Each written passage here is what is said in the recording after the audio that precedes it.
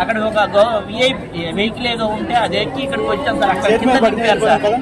అక్కడి నుంచి wheel chair కూడా లేదు సార్. నాకు వీల్ చైర్లేమో విఐపీలకు తీసుకెళ్తున్నారు సార్. విఐపీలైన మనుషులు మాలాంటి మనుషులు కాదా సార్?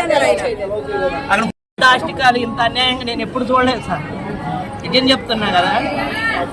టెంపుల్ పైకి వస్తారు కదా, ఎలా వస్తారు మీరు? వెహికల్ అలౌ చేశారు మీకు?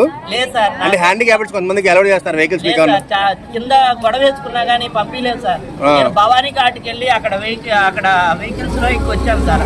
అక్కడ దింపారు సార్. కింద ఆ నుంచి నడుచుకుంటూ వచ్చాను సార్. కింద బ్యాటరీ వెహికల్ ఉందన్నారు.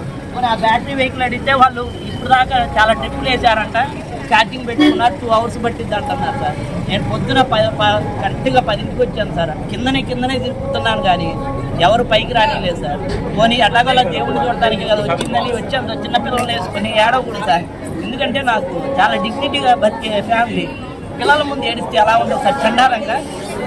నేను నిజంగా చెప్తున్నా సార్. నేను జనసేన కార్యకర్తను సార్. నేను అసలు మాట్లాడకూడదు అనుకున్నా. ఏ రోజు ఇలాంటి మాటలు మాట్లాడకూడదు అనుకున్నా. నిజంగా సార్ చెప్తున్నా, మాట్లాడకూడదు. ఎందుకు ప్రభుత్వాలు చెడ్డపేరని చెప్పి నేను మాట్లాడుకున్నా సార్.